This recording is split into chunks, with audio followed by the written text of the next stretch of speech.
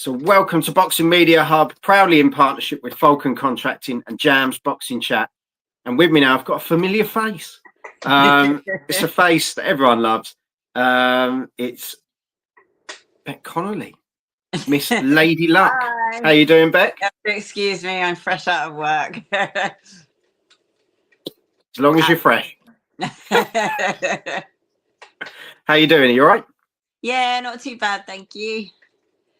Yeah, no, it's good to have you on. It's good to have you on. Thank you. So it's been a while since I've seen you, to be honest. It's been too long, and you've been going on other channels. I don't quite understand it. I'm going to be perfectly honest here. Yeah, what's going on here? That wasn't in the agreement. Yeah, how dare you? But yeah, last outing, 16th of March, 2024. I know. This is the against longest Zoe. Yeah, this Zoe the longest Huntsmith. day off I've had since I started pro boxing. I mean, it was partly my doing because it absolutely needed doing, but partly just because of the state of the women's at the moment, and the offers are just ridiculous and the weights are ridiculous, and people don't want to take fights and they're protecting 1-0 records, and it's really like dried up for the women. They certainly don't want to face a challenge, but that is all seemingly changing at the moment. So Bec's back. Hi. But tough outing. Zoe Huntsmith, definitely a tough operator. Looking very good now, isn't she? Just completely the wrong way. Like the fight that we, like I said last time, it wasn't the weight that we agreed on at all. Like I'm walking around at 55 kg. She came in at nearly 64 kg that day. I just didn't stand a chance from the outset, kind of thing. If I hadn't have needed the money right there and then and prepped, I'd have walked out of the weigh-in and been like, no, I'm not fighting someone that heavy. But of course, being back was, punch is a punch, let's go. But still went points. Oh yeah, still won the distance. Nobody forget that. That's it though, that's it. And now we're going back to a fight that we should have had a while ago. Oh my goodness, when I got the phone call this week, well, this is Monday now, isn't it? So I got the phone call, I think it was Thursday or Friday. And they were like, do you want it? I was like, of course I want it. Like, this is a fight that I wanted stupid thing to ask. years ago. And the weight wasn't right for me, and I'm giving away weight again. And but I was just like, no, we'd definitely take this, like 100%.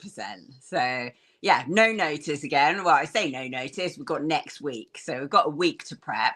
But to be honest, I've been I've been training really, really hard. I've been out in Thailand training for a cage fight, so I'm absolutely prepared physically for this. If I can just get my work timetable to calm down so I can get into the boxing gym and drill some bits, like we'll be good to go. Yeah. So this is obviously a fight that should have happened a while back. It was penciled in. I think Shannon got injured, I think was right. And then, or it was a change of schedule, wasn't it? No, you're thinking of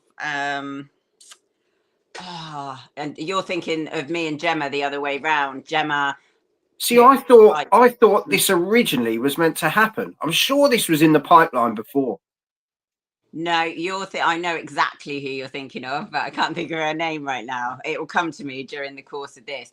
I wanted this fight for quite some time. Because I know you mentioned it to me, didn't you? That you wanted this. It made sense because she needed a way back in, and everyone else had gone through Bec Connolly to get to the top of the top. I reckon that's what it was. It kind of because you'd been chewing my ear off.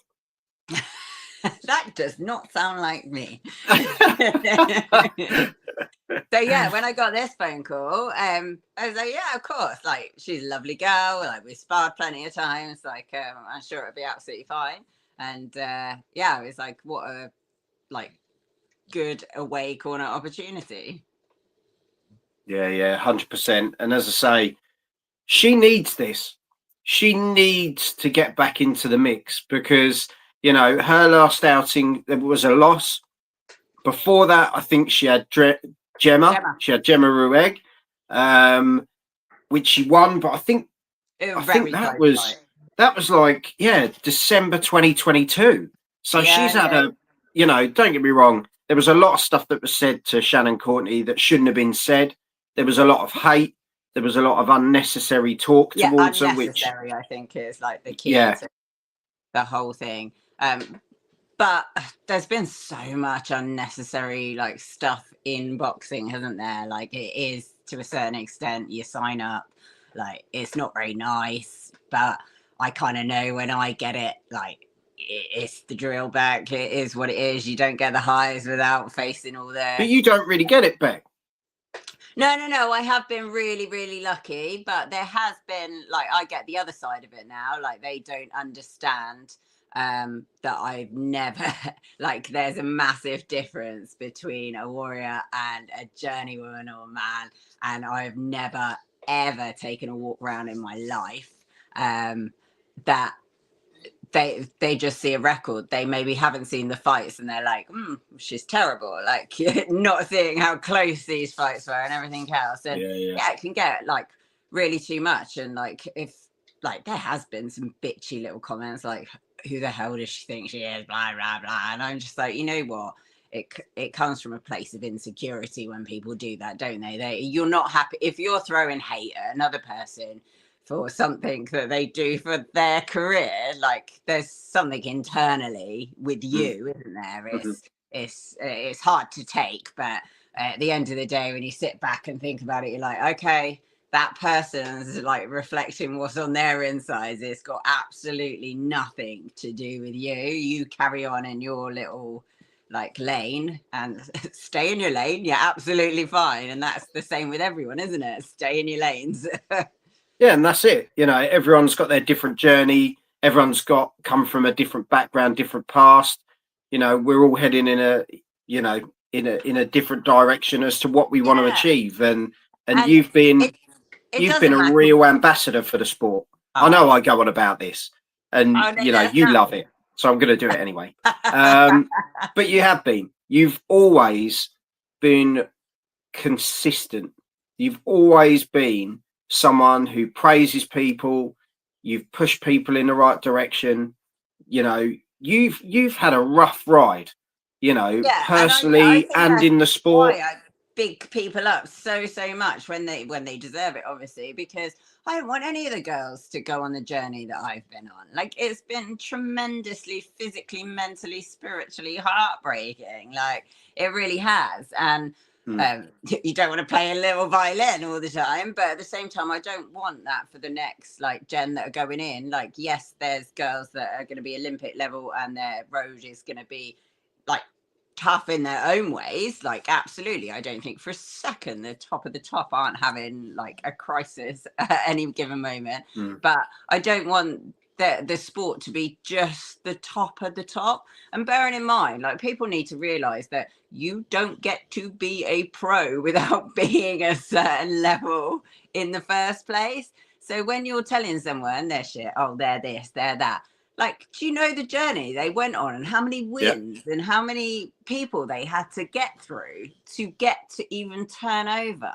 Like, if you take my whole career, my entire record, I've actually got a positive record just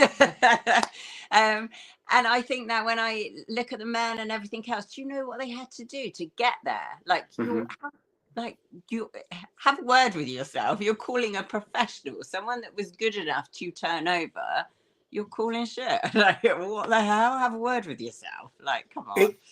We see it in every walk of life, don't we? I think it's people just it's trying to boost themselves and to give themselves an answer as to why they're going through a tough time, that they have to kind of feed off someone else that's full of positivity and heading in the right direction, that they want to actually have a piece of it, but they don't know how to do it. Yeah, and I just think when someone's nasty to me or nasty to anyone, or I see it, and that's why I do stick up for people online when I see it, because I think, oh, can't let that, like, that's not nice. I just think you have to, if you haven't got thick skin, you're kind of screwed, but you have to go to a place where you're like, no, this is, I have to understand there's something either going on with them or something very wrong with them. Because normal people, happy people, people that are content with who they are as a person, don't go around insulting or being nasty about or like throwing insults at other people. They just don't. Like, you don't. No, no. But yeah, we're going to go into it. Hi, Bec and Joel from SWS Boxing, from Sam. Håkan, all the way from Sweden. Hi, Bec and Joel. Best of luck in your next fight against Shannon Courtenay in Liverpool on March the 14th. Thank you. See, the love's there. The love's there. But we're not just here to talk about you. We're also to talk about what else you've been doing, because you've been a busy lady. I've been doing this. Well, be careful. But yeah, it's one of those where you were talking last time we were talking. You were talking about potentially what was going to be coming next towards the end of your career, but now you've kind of reared back round again, and we've got Lady Luck again, and she's changed her mind a little bit, and we've delayed what was going to happen. So what's been going on? There's other people out there now.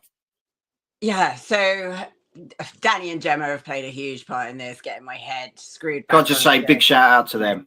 I love them too. Danny, I met not so long ago. I haven't met Gemma yet, but I met Danny, and what an absolute gent that guy is. Oh, he's superb. Like, absolutely. Like, you can wish for a nicer person, like, at all. But yeah, it's not that I've changed like my mind. I've still, like, the licensing is way too expensive now. My license runs out in September, so the plan was to always obviously last year I'd have liked to have been finished up by Christmas and everything else, but it just didn't pan out like that. And why waste a year? And I kind of like let the people around me convince me that I was getting old, and actually what had happened was they'd let themselves go. They were getting old, and they convinced me that that was what was happening to me. And now my head's screwed back on. I'm in a good space. I'm just like, Bec, what were you thinking? Like, of course you're not getting old. Like, how young are you, Bec? 21. No, I'm 40. I turned 40 last year. Well, you don't look 40. Thank you very much. But again, it's how you live, isn't it? So I was thinking when I was running, and I was like, do you feel any different? No. Are you able to do the same thing? I can do more now. Like, my fitness is higher. Like, so yeah, I've got that completely out of my head. I was like, you're an absolute Looney Tune. You think of Nina Hughes as well. She's older than me. And she's fighting this fight very, very soon. Like, she's an inspiration, and no one's going to tell Nina Hughes that she's too old and unfit, are they? Like, 100%. It's just ridiculous.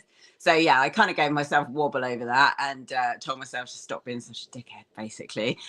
So we're back fighting Shannon Courtenay next week. Yeah, nothing like diving straight into the deep end. Definitely. But obviously, you've got this other girl. Yeah, so I took my manager's license out a couple of years ago, so I've been plowing away with that because that is the ultimate. Actually just been looking at gyms this week as well, so try and get a space where I can host. And so yeah, loads going on in the pipework, and I need to just focus on this fight for the next few weeks. But I've taken on a couple of girls, and I've just got this new girl, Annie, Hovsepian. I'll get her linked up, and hopefully you can speak to her and introduce her to everyone, because I would love your help with her, guys. She's from Armenia. She's world level. She's won every accolade you could possibly hope to win in the amateurs: bronze, silver, gold, you name it. This girl's got it. And when you meet her, she is just the nicest, most lovely person you could ever, for someone that's an absolute killer in the ring. Like, you couldn't meet a nicer girl. And she's desperately learning English at the moment because she loves the pro scene over here.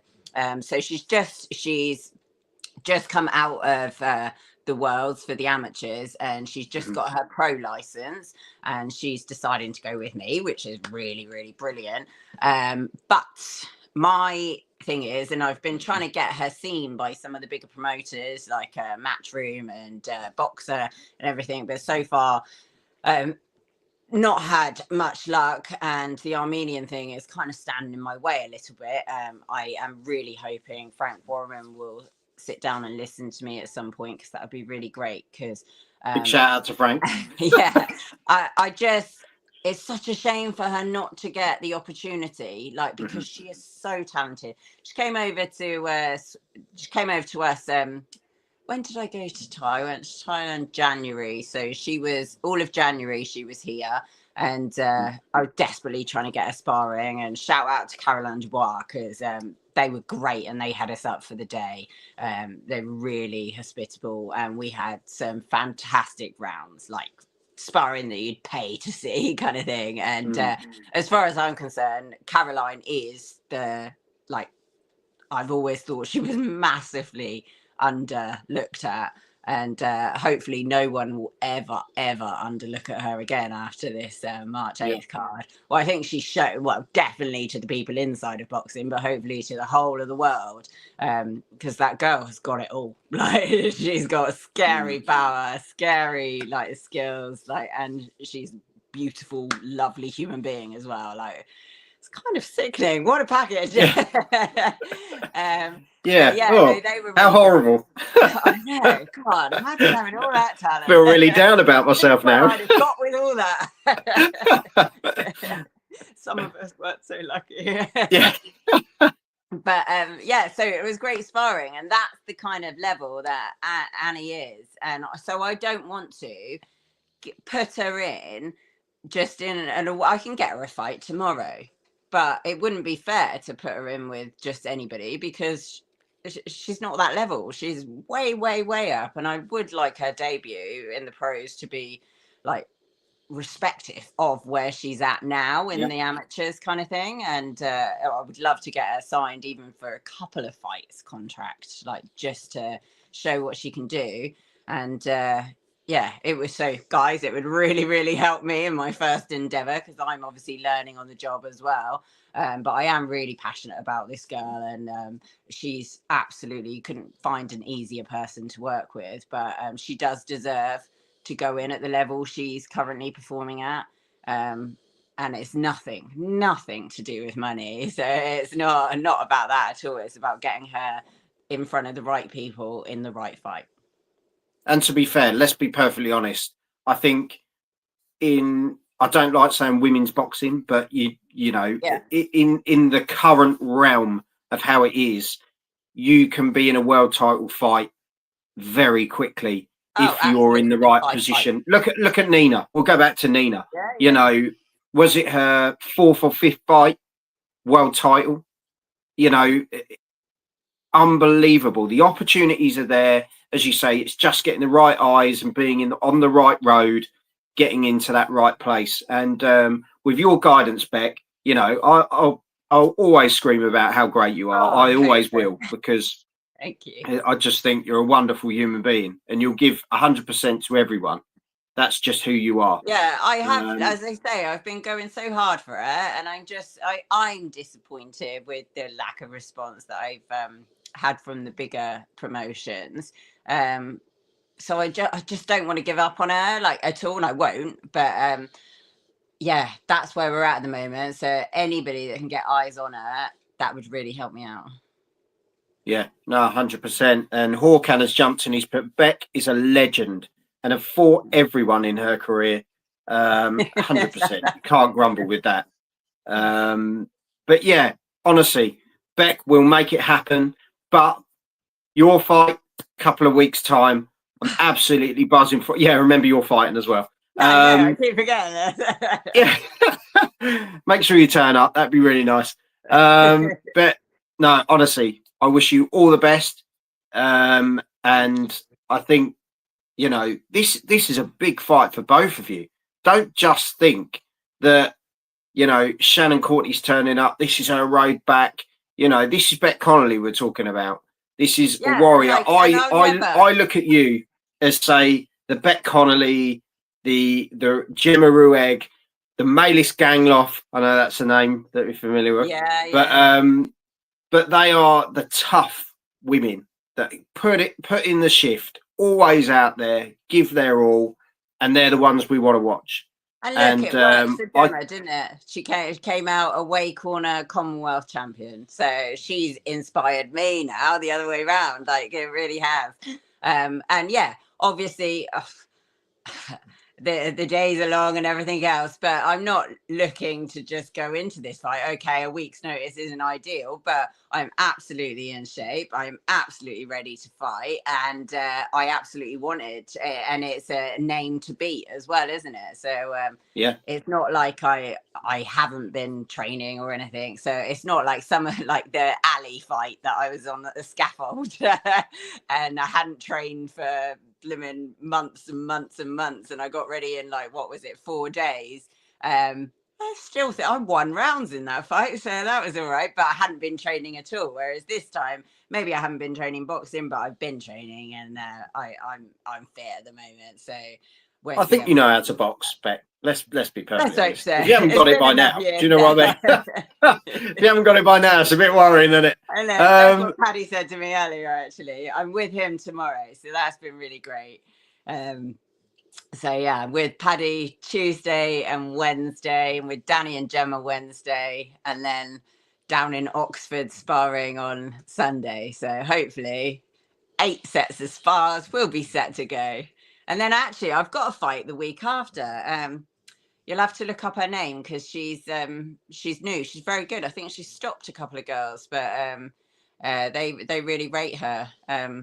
But yeah, that should be on BoxRec soon as well. So potentially March could be a massively profitable month. Finally, yeah. This could be a real pocket money, a real pocket money month. This one. Let's go. Well, just quickly, Hawkan, who's the fighter you believe is the best fighter you have fought in your career? Ellie Courtenay, I think. I almost say with certainty, but then Natasha Jonas, like, and then here she goes. She's just name dropping now. I know. Bridges had so much power for a little woman, like so much power. Yeah, so it's hard to pick. And then Nina Hughes was like fast as hell. Like, yeah, they've all been great, haven't they? They're at the top, the top of their game for a reason. And then everyone else, I still maintain to this day, I won. I was outdone by the ref.